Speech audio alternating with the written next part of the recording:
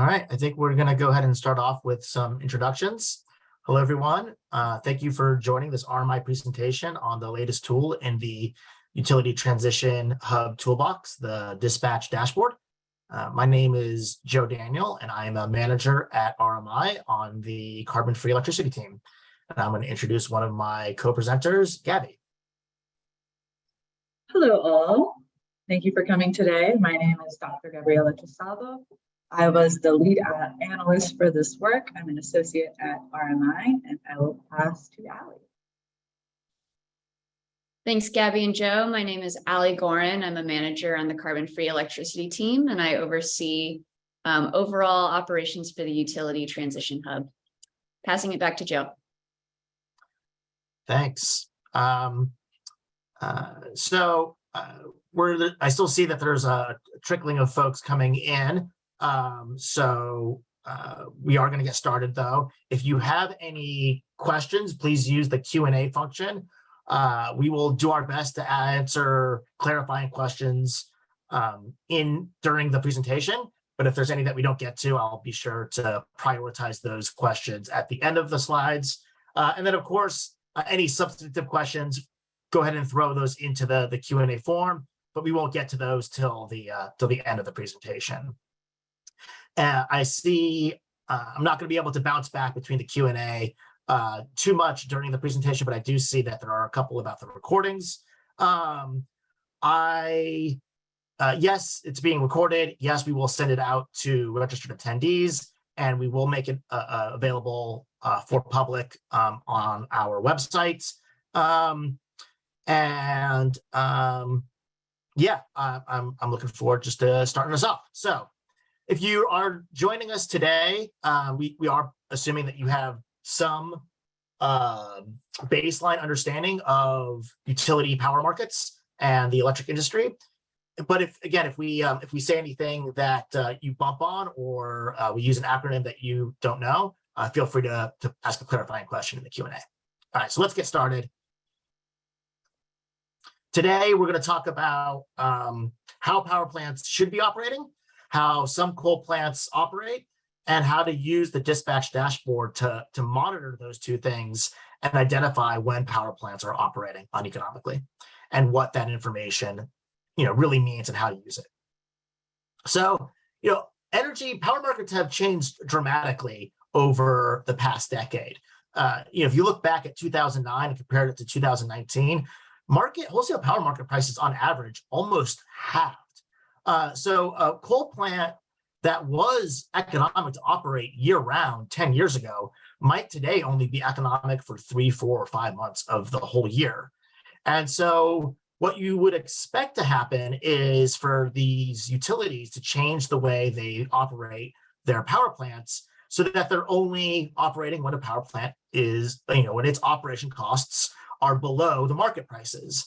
Unfortunately, there's a lot of inertia in the industry, and power plants continue to operate at high capacity factors year-round, causing costs to customers. Now, I don't know where market prices are going to be in 10 years. And it's not just about market prices, right?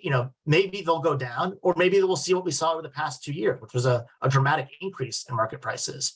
But at the same time, coal prices increased, they doubled and tripled, and in some basins, quadrupled. So it's not just about the market prices, but also how market prices compare with coal prices. And when the cost to generate electricity from a coal-fired power plant, represented by this orange bar, exceed market prices, if that power plant operates, it's essentially imposing a cost on customers, because most customers pay for that full orange box for the full costs. But it doesn't just impact customers, it also impacts the grid at large, because in any given hour, the electric sector is essentially a zero-sum game, right? There's a limited amount of storage. So if this coal plant is operating, it is displacing some lower cost resource, and it's also suppressing the market prices and depriving all resources of revenues. But we're really not going to talk about that in this presentation. What our focus is going to be on is this box right here, this amount of cost above the market prices that coal plants cost. Essentially, you could think of it as if a coal plant hadn't operated, how costly would it have been to replace that with some other resource? And if it's cheaper to get an alternative off of the open market, then that's a cost to customers. And what we wanted to do was add up all of those costs over, from 2012 to present. And the number we got was pretty staggering. And I'm going to hand it over to Gaby to talk about that. That number was 14 billion. So between 2012 and 2020, the US coal fleet has lost about $14 billion from uneconomic dispatch. Now you can see at the top right here, this map shows that those losses are not evenly distributed.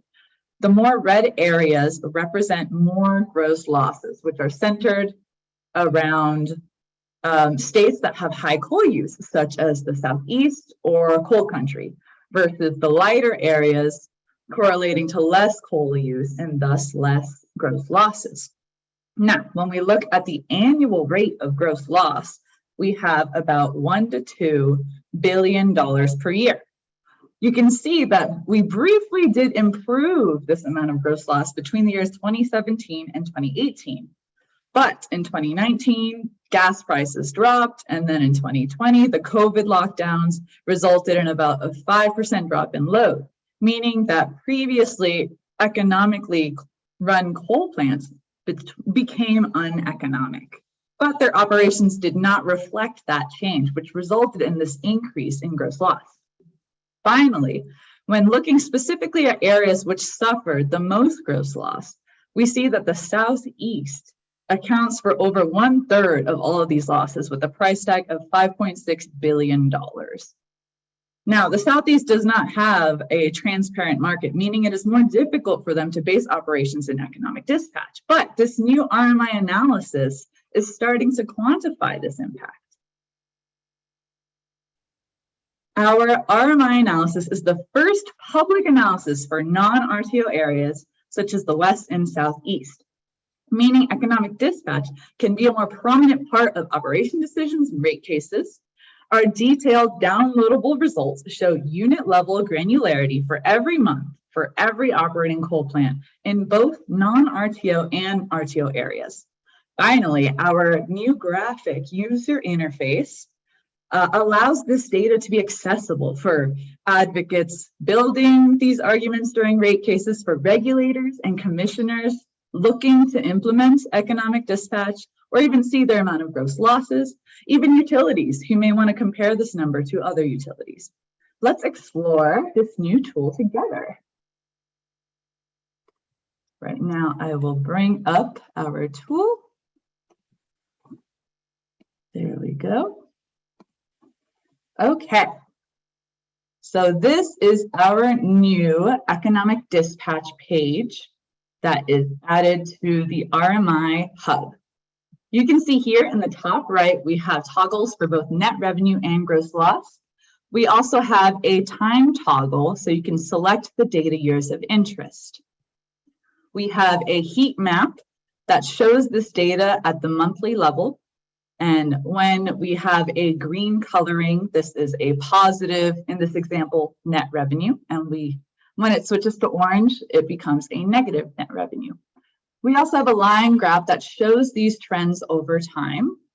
And finally, we have filters for region, both RTO and non-RTO regions. We have state filters. We have specific power plants that have the data at the unit level. And we have utility filters. So for this example, we're going to be looking at Michigan. So we can either use our state filter here, or we can directly click the state, and all of our filters update accordingly. So now our heat map and our line graph is only showing data for power plants and utilities in the state of Michigan.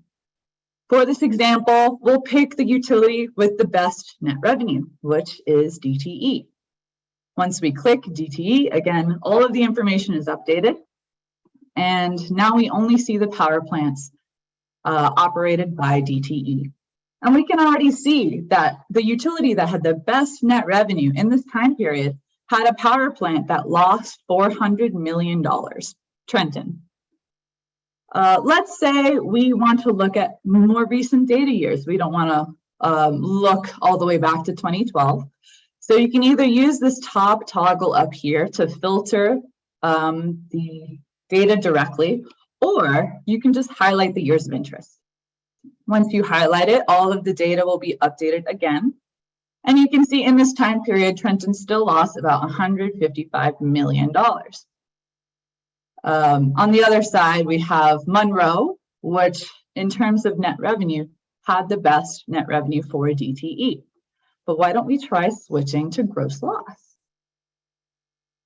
Once we update this to gross loss, we see in our heat map that there were only 3 months over the past 5 data years where there was no gross loss. And we can see that Monroe, which had the best net revenue, and the utility with the best net revenue, still lost $10 million due to uneconomic dispatch. And overall, DTE lost about $200 million from uneconomic dispatch practices. If you want to look at another utility of interest, you can simply refresh this page. But you can see that using this new user interface, users can look into specific utilities of interest, of power plants of interest. And this tool gives information to really implement economic dispatch and really look into these issues that will decrease ratepayers' losses over time and also emissions. Now we will pass back to Joe to wrap us up. All righty. Thanks, Gabby.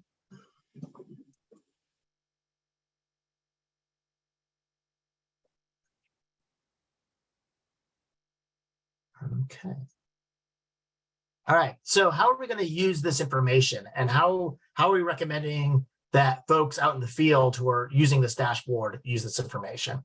Well, RMI's overarching theory of change is think, do, scale, and we see that we hope that this work falls into that same progression. So right now, this research and analysis is designed to help size up the problem and identify which areas need the most attention. The goal being that we can set this up in a way that empowers regulators and advocates to implement solutions, even when RMI can't be directly engaged. And then hopefully we can socialize the regulatory successes and the regulatory solutions that come up.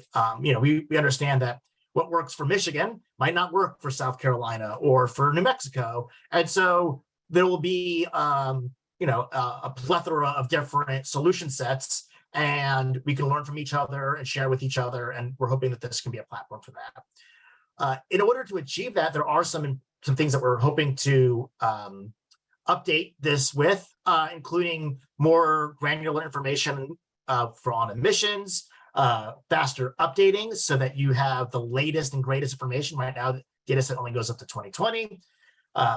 In an ideal world, where we would like to bring this is to update the data so that it is only 3 months old. It's never more than 3 or 4 months old. And it's just constantly updating with the latest data set. That way, if you have a fuel adjustment clause docket in your state, or if you have an upcoming proceeding, you can see, almost, not quite live, but close to live information on the economics of these power plants. We encourage everyone to explore the hub for themselves. And if you have feedback on something you'd like to see or something that doesn't make sense to you, you're always more than welcome to reach out to somebody at RMI, Gabby or myself. Like I said, we're hoping to make some improvements and some upgrades. And so if you have ideas on what you'd like to see, that will help us inform what we prioritize on the upgrades.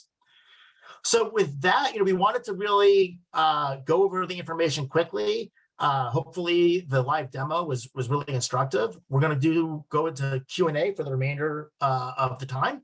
And if need be, we can go back into that demo and dive in more deep. Or if the Q&A keeps us busy, we'll just do those and field these questions. So I'm going to ask Ali to come back onto video. Thank you, Ali. And why don't you channel some of our audience members and ask the questions, and Gabby and I will do our best to answer them. Thanks, Joe. Great presentation so far. I loved hearing about it. First question that we have is, were there any surprises from the data? Did any of the years or plants stand out besides the ones you already shared? Well, I'll jump in and just say, Gabby really did the deepest dive. So I would love to hear her answer to this. But, for me, I was surprised by PJM. Some of the power plants in PJM, it was not a region where we saw particularly egregious uneconomic dispatch in past years. And a RTO that I've, I don't want to say ignored, but largely not investigated very deeply.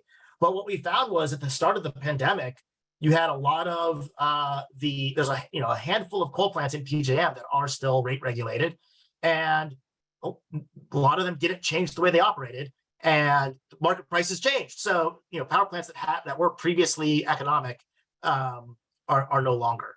Again, we don't need to zoom into those, but. Thanks, though. I appreciate that. I don't want us to get sucked into the monthly operations of any one unit on this slide deck.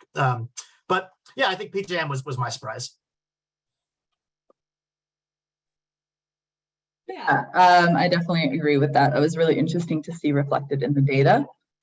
There was also this one specific plant that I'm having trouble remembering the name. Joe, if you recall, it's the one really interesting player in Texas that is not part of ERCOT. No, okay. But it was really interesting because our map had Texas as more red than I anticipated, because ERCOT in general was typically on the lower end of self-commitment.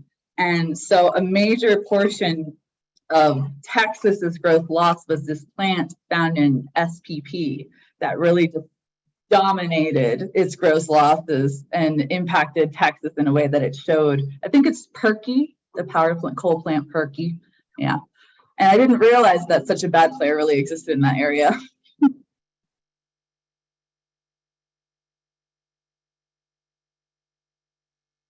Thanks, Joe and Gabby. So next question is, do you know how tax treatment and or subsidies can play a role in plant economics? Is that something you can elaborate on? That's not really something that this dashboard is going to do a good job of answering. Certainly, if you're getting subsidies that might impact your dispatch cost offer, there's any number of other issues at play, particularly with variable renewables. But I think that's largely not going to be something that we're going to be able to answer with this dashboard. But it's a really great question, and I appreciate you asking it. Cool. So do you know, does the initial investment for the fossil plants, is that a reason to keep coal operating? Is there anything that maybe IRA can be used to help overcome that? Yeah, I mean, there's certainly, I don't like to speculate about the motivations. In my experience, every utility is a little bit different in what motivates them for this. But certainly, if you have a lot of debt, that can create an incentive to keep on running it so that it maintains its used and useful status. Having said that, I've never seen any specific evidence that says a utility is keeping a coal plant running for that specific purpose. So, I think the IRA is going to help a lot. There are incentives in the IRA that will help get coal debt off of the books of co-ops and vertically integrated utilities. Utilities should definitely leverage that. And it's going to help incentivize building a lot of more renewables, which will suppress market prices and make these coal plants more vulnerable to uneconomic self-commitment. And if they don't change the way they dispatch, then what we're going to have is a lot of curtailed wind and solar. So, one of the, I think, motivations for RMI, working on this issue and wanting to, resolve it is that if coal plants are allowed to operate when it's not economic, then it's going to make the economics of renewables and other new technologies much more difficult to justify.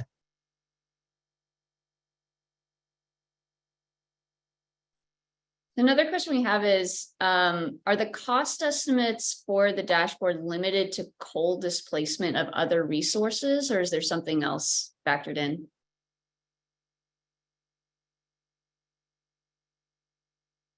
Not entirely sure. I'm going to do my best to answer that question. If I'm not quite getting what you're asking, just let us know.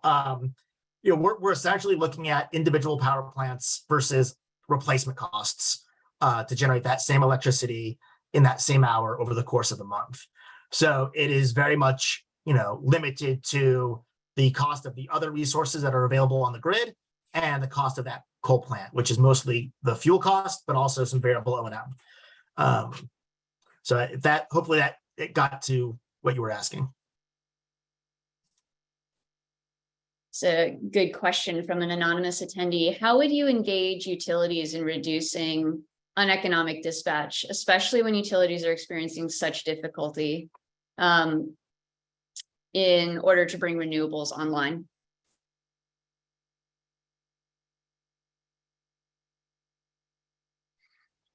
I feel like I'm doing a lot of the talking. So Gabby, you let me know if you want to jump in.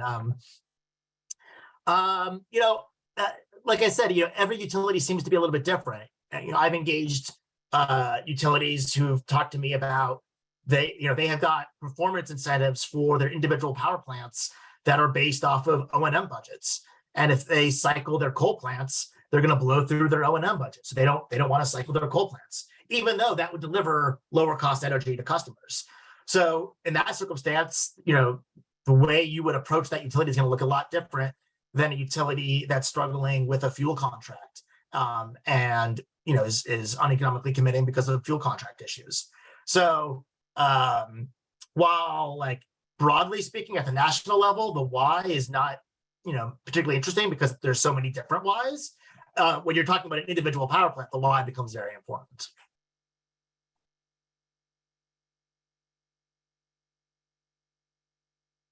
All right. How much does your uneconomic dispatch calculation reflect startup times or transmission constraints or other kind of real world factors? So one of the reasons we present the data at the monthly level is to address some of the concerns about the hourly operations of a power plant. Coal plants do have physical limitations in their ability to turn on and turn off and turn up and turn down. But certainly they can turn off for a month or turn on for a month. And so we use the monthly granularity to say that over the course of a month, your coal plant would have been better off staying off and purchasing energy off of the market. The nature of the RTOs is such that the market price that we're using accounts for congestion, and therefore it counts for a lot of those transmission constraints and the power plant constraints. It doesn't do a perfect job, but it does a very, very, very good job. For the non-RTO states, it's a lot trickier. We're using a blend of hub prices and node prices to create a proxy. So there's certainly the possibility of a transmission constraint not being accounted for because we just simply don't have access to that data. Now, if those utilities were to join an RTO and they were to have LMP price transparency at the locational level, we'd be able to account for those things.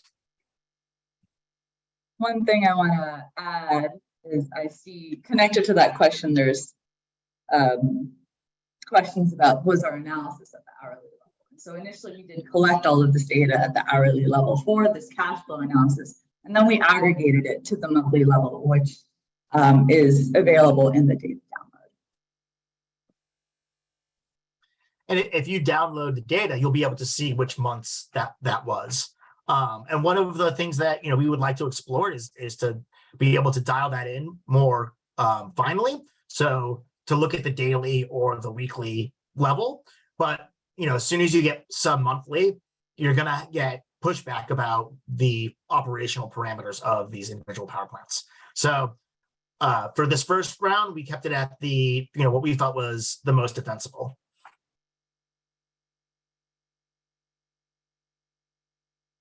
All right, so this is a question from Kasia. Does the state data include only plants located in the state, or does it also include plants located outside the state that are dispatched to serve customer load in the state? Yeah, I could do that. For our map representation, it is specifically where the plants are physically located. So if you want to look at specific operations, you could look instead at the utility or even the region to get kind of that information.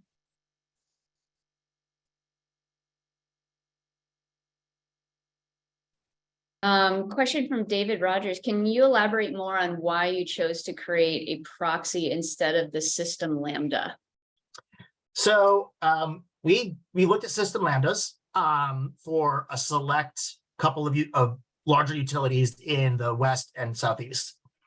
And what we found confirmed some anecdotal evidence that those system lambdas are not a great proxy for replacement costs. We found, if we had to use system lambdas, then most coal plants in the Southeast and West would have looked uneconomic in every hour of every day of every month. The system lambdas are very, very low. And that just has to do with the difference between how the markets calculate marginal price essentially, and how vertically integrated is allowed to do it for system lambda. And we didn't, we felt like, oh, every power plant is uneconomic in every hour is not really actionable information. It's not really going to tell you where to prioritize. It's not going to really tell you, give you necessarily an accurate number for replacement. It's also for a system, Southern Company's system lambda is just for Southern Company. So if a neighboring utility at that same hour had lower cost energy that Southern Company could import, using system lambdas wouldn't capture that. So we felt like this was the most defensible and also the most informative of the data choices. Can you elaborate more, Joe, since you're talking a little bit about methodology, just kind of what the list of data sources are that we use, or just a general sense so people are aware? Yes, I can do that. Do we want to show that specific figure so it's easier to talk about, or should I just go? The methodology slide. Oh yeah, no, I see. I know which one you're talking about. Here, yeah, I can share that. Hold on one second. Share screen. And I also see a question about puddle. This did use puddle. Oh, perfect. All right. So the different data sources for fuel costs specifically, we had SMP and also EPA SEMS that I was able to access through puddle. For the variable O&M, again, SMP variable costs and the EPA SEMS. And I need to describe this ratio that we created to kind of convert this gross loss from EPA SEMS to a more manageable net generation. So what we did for that was we took the EPA SEMS hourly gross load and aggregated it to the monthly level. We then took a ratio between the EIA monthly net generation and the EPA SEMS monthly gross generation, and applied this ratio to convert all of this information into net generation.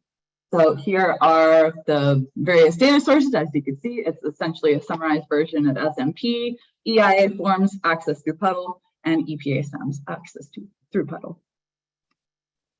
Sure. And I saw there was a couple of other questions about methodology. And so, Gabby, how would you feel like doing a real quick run of the Western RTO, the Western non-RTO region methodology? Yes, let's do it. All right. Come on. All right, there we go. There we go. All right. So our target essentially was hourly day ahead LMP data. And as most of you probably know, the West and Southeast, it's very difficult to find that specific type of data that we can connect to the power plants we were looking at. So we instead tried to create a proxy using a mixture of real-time, day ahead, nodal data, and hub data. So here we'll try to explain our methodology. So we looked at the real-time nodal data to get kind of the spatial variance from the power plants we were looking at correctly. We also looked at the day-ahead hub data to get this temporal variance that will eventually bring us to our day-ahead proxy. So using the real-time nodal data to get that specific spatial information we need, the day-ahead hub data, and finally, we used the real-time hub data as a way to convert between real-time and day-ahead. And using all three of these data sources, you can see that whenever for the real-time information, you can see that the nodal data and hub data overlap really well for our proxy. And when instead you look at specifically the real-time nodal versus the hub and hub data, you can see the differences are, the proxy will also reflect the differences between the nodal data and the hub data. So finally, when you put all of this information together, we have our proxy, which is in red. You see our proxy is able to reflect the day-ahead data when this day-ahead data is different from the real-time data. So it is reflecting that temporal variance. And also with this May month, this little separation, you can see that our proxy correctly reflects whenever there's a difference between the nodal data and the hub data. So here's our final calculation in terms of color. We used a proxy nodal day-ahead data by taking the real-time nodal data and the difference between the real-time and day-ahead hub data to finally get our nodal day-ahead proxy that we used for our non-RTO methodology. That may have been confusing, so you can ask follow-up questions if you'd like. Thanks, Gabby. Gabby, do you have a sense of when 2021 and 2022 data might be added? Yeah, so now that we finally released our first bulk of data, we are already calculating our 2021 data, and we'll be able to get the 2022 data when EIA updates their final fourth form theoretically in April, May. So that's around when we'll start calculating that final data. And our goal is that when we do the update, that we've also have it such that it's on the automated process. So what we're doing is we're going to run the automation for 21 and 2022, and then do an actual QA/QC process. And if the QA/QC process reveals that our automation is working properly, then we'll run with the automation. And if not, we'll have to iterate. But I did see a question about the out of date. The data isn't going to be out of date after 3 months. It's that right now you can't get data for October, November, December of 2022. That data is still not available. So in about a month, we'll be able to have through 2022. Well, the data will be physically available, and so we'll update it there. And then we'll have to wait 3 months to get the next 3 months of data. So the data through March will be available in September, maybe October, and then we'll just keep updating every 3 months. The essentially 6 to 3 months ago's data, if that makes sense. And for our my fellow Puddle lovers, because Puddle obviously does not update their data every 3 to 4 months, this data download will be done after I write scripts to draw this data. And that's how we're going to be able to update it every 3 to 4 months, because it'll just be automatically done on our end.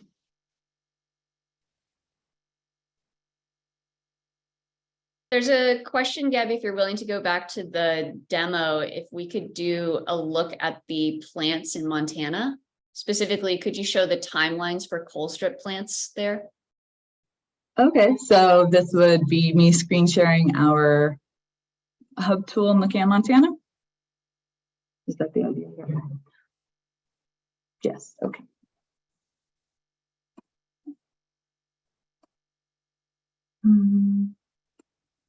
Reset this. There we go. Go full screen. Go Montana. We wanted to look at coal strip and gristle.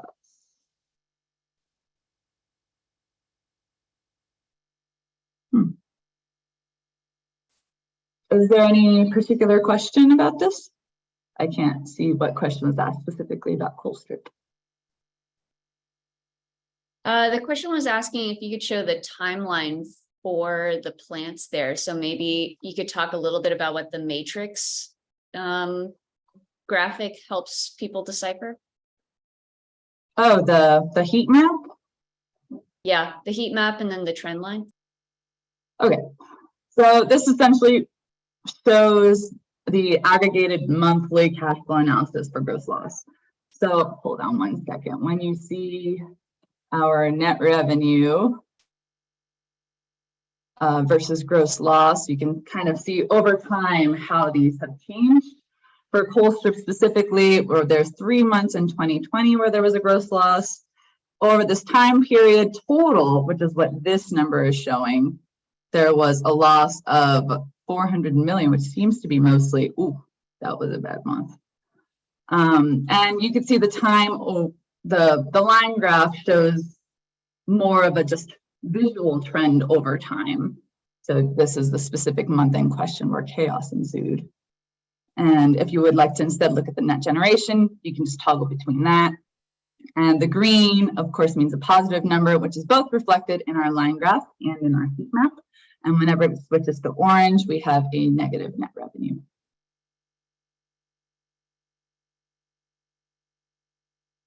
Awesome. Thanks, Gabby.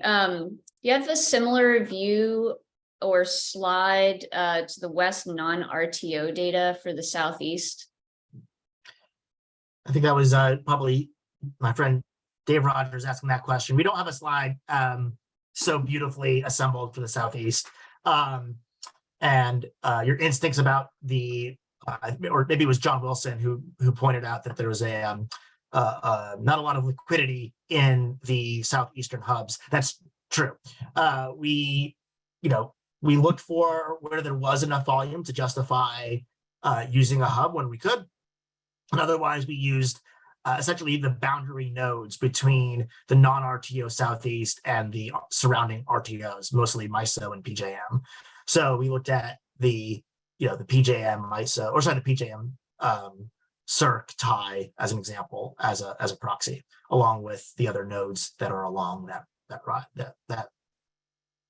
boundary, that border.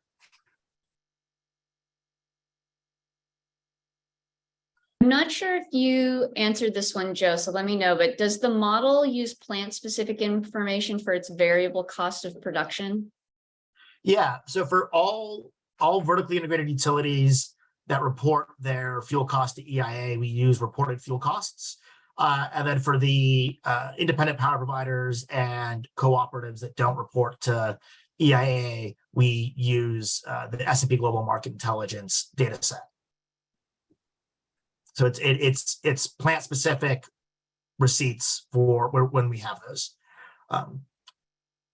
As a matter of interest, one of the pieces of feedback we got was that in some states, utilities are required to use replacement costs when making dispatch decisions.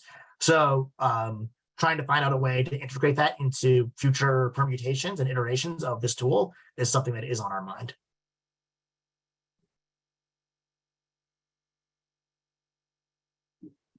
All right, so our friend Greg has been asking patiently about Prairie State. So the question I've got from him is, so another question about Prairie State is the nearly 50% of PSEC that is pseudo-tied to PJM. Any way for us to separately analyze the market price at the PSEC MISO LMP versus the PSEC PJM LMP nodes that represent the pseudo-tie? And it keeps going. In order to try to understand the transmission cost impact buried inside the pseudo tie that is not transparent from the joint action agency owners. I'll give the short answer. Not with this tool. This tool, we're going to use one node, one price. Now that is an excellent segue on how to use this tool. Former life, spent my career providing expert testimony and helping other people provide expert testimony in proceedings where you had discovery, you could ask utilities questions. And I wouldn't file these results into expert testimony, if for no other reason than you have access in those proceedings to get the utility cost, what they actually used. We have to make assumptions about gross gen to net generation. We have to, use, I think it's the best methodology of any public analysis that you can use, but the utilities are going to have data that we just don't have access to. And so what we feel like this tool is most useful for is helping look at trends, to help look at prioritization. So if a docket's coming up, you can look up DTE and look at, all right, the past 3 months weren't really that bad. They were, market prices were high enough that they can justify their use. Let's not prioritize this docket. Or, oh my goodness, one of their power plants was really uneconomic. Let's really prioritize this docket. So we think that's the most, the first best use of this tool.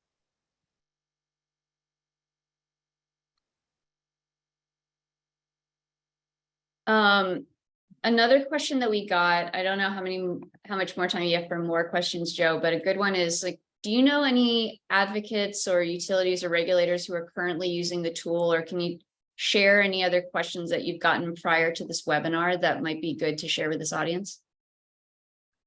I don't know of anyone currently using the tool. It's still fairly new.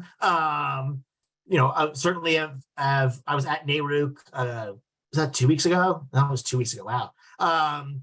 And certainly there was a number of commissioners and commission staff that expressed interest in learning more about the tool. So we hope to be setting up those meetings and having those conversations. My dear friends at NASUCA and the consumer advocates across the country have also expressed some interest. I saw a few of them were registered for today. So, hope to be spending the next 3, 6, who knows, maybe year, 2 years working with you all in the field who are in these states fighting these fights,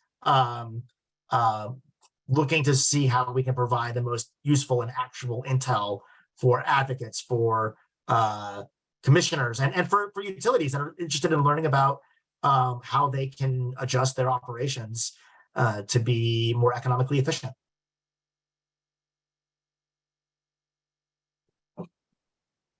I love it. So that's a good transition to what's your call to action for this group, Joe? What should people leave with, and what are some what's a good way to get a hold of you? Because I'm sure they're going to have more questions once they dig in. Sure. So the call to action is to open up the tool and look at it and use it. And if you have feedback for us, or questions, or something doesn't make sense, as Ali was suggesting, you should reach out to us.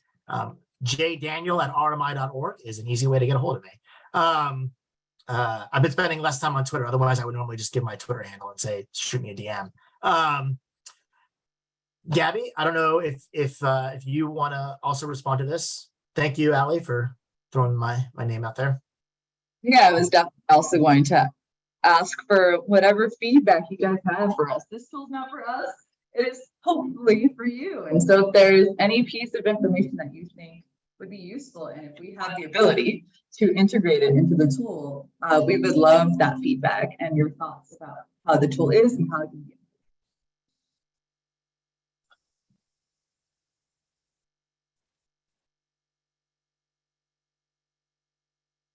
Cool. I think we've got time for a few more questions if folks have them.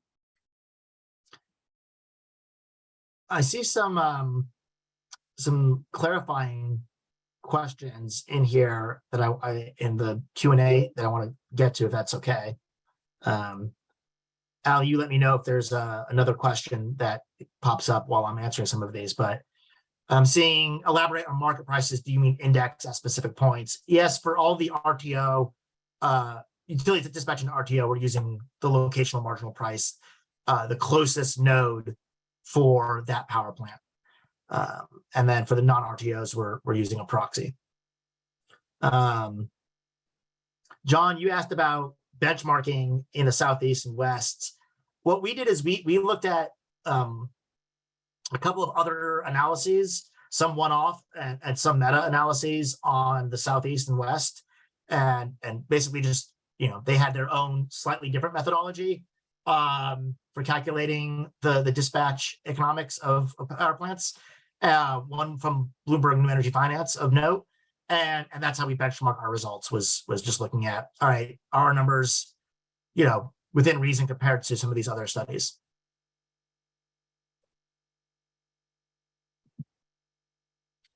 I see Sandy has asked a question about CCS and CCU. I think if a utility installs CCS on a coal plant, carbon capture sequestration, they're going to need to start self-committing and operating that coal plant at high capacity factors regardless of market prices, which probably means they'll be dispatching uneconomically a lot more, not to mention having to recover those capital costs. So it'll be a struggle. But our analysis is, again, it's not forward-looking, and there's no current coal plants that have CCS. So not in the United States, at least, and I don't think very many beyond that. So certainly in the U.S., we're not looking at that for our historical analysis.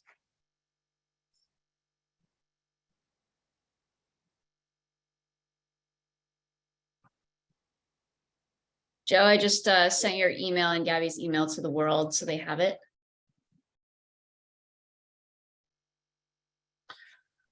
Oh, thank you. Thanks, Allie. Will, I see your question in here about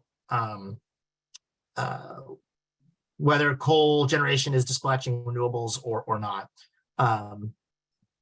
We do not currently have an identifier for what it is displacing. Renewable curtailment in MISO is, occasionally 10, 12%, but it's generally low. Same in SPP. So what we have found is in every, we have slides for this.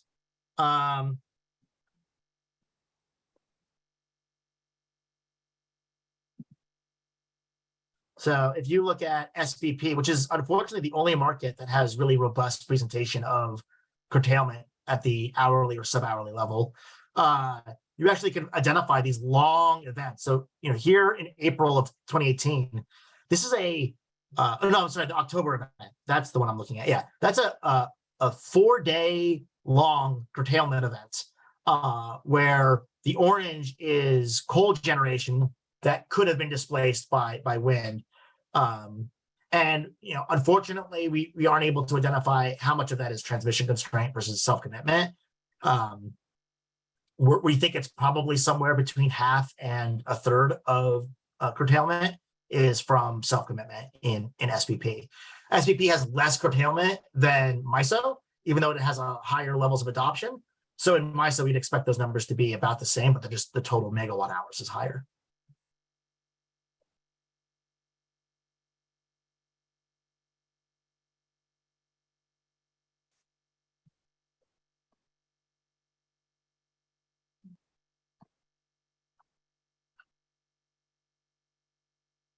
Thanks, Joe. We've got a couple comments from John Wilson versus questions. So interesting use of boundary notes for the Southeast. However, I suspect that's not going to be helpful for FRCC units.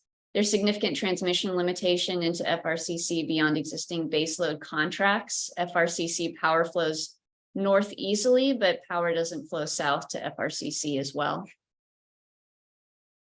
Yeah, I think that's something we're we try to be very honest about, is that we aren't able to really account for those transmission constraints going into the Southeast. One more comment from John. In support of your method for most of the Southeast, the availability of RTO power to the Southeast was well illustrated by the winter storm and deliveries of power from RTOs into CERC. Thanks, John.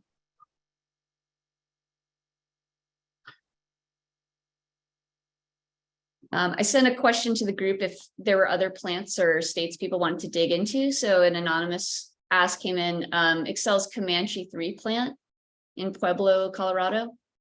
All right.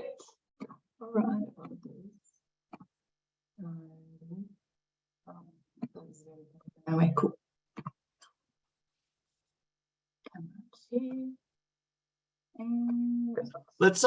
Let's keep it in net revenue if we're looking at the individual. Yes. I think that this helps show some of the trends that I want to highlight. Gabby, I'll let you start off, but there's something I'm going to probably want to circle back on at the end. Okay. Well, you can see here, just there were certain months where Public Service Company of Colorado did have a negative net revenue in 2020. And you can see the trends over time here from our data years. You'll notice that for some of our areas, 2012 and 2013 are missing. And that just shows a lack of data for those specific data years, so keep that in mind. But we do have all data between 2016 and forward.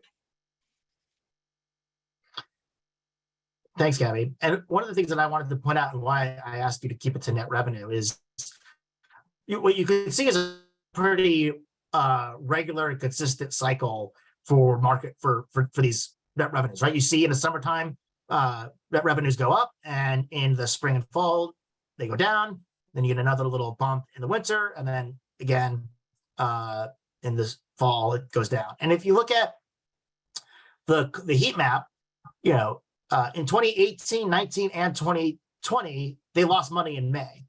So what you start seeing is that springtime period, Comanche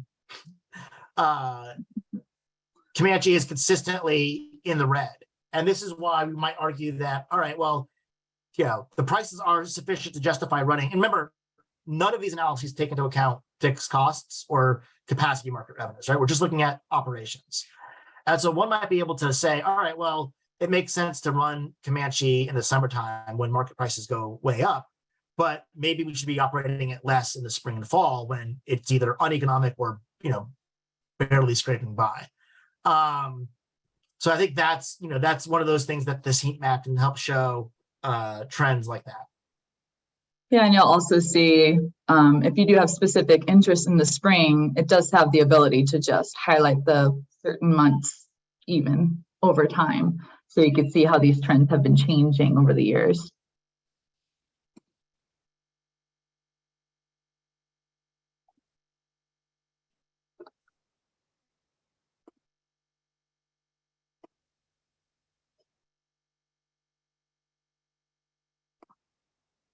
We're kind of at the end of our questions. And with 5 minutes left, any parting words or thoughts, Joe or Gabby?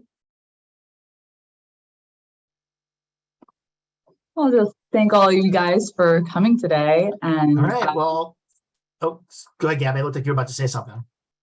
Yeah, I just wanted to thank them all for coming, and I look forward to the feedback, which you guys will definitely. Oh, hello. No. Gabby, you're not on mute. Okay. I think Joe, looks like Gabby's having some audio issues. But all right, I'll just take it over. Sorry, Gabby.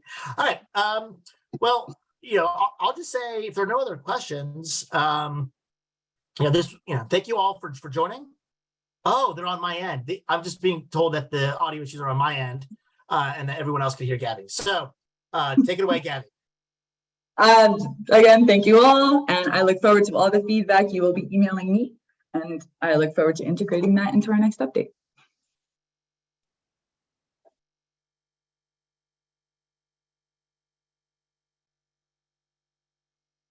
I'm going to hope that that Gabby, I can take it over now. You're good. All right, awesome. Thanks, Gabby. And let's see how much I'm about to repeat, Gabby. Thank you, everyone, for joining. We really appreciate you all being here. This was a lot of fun. And I really want to just give one more plug. I think we've had 4 or 5 already. We would love feedback on what you're saying. You know, if you go into this and you find something that's off, or something that you're yearning for, higher level resolution of certain data, please let us know. You know, we can't promise to incorporate all of it into the next round. But you know, we want this to be useful for folks. We want this to be actionable for folks. So if you tell us how you're using it, how you'd like to use it, we will do our best to incorporate that. And again, reach out to Gabby or myself or anyone else on the team. Yeah, thank you all so much for joining us.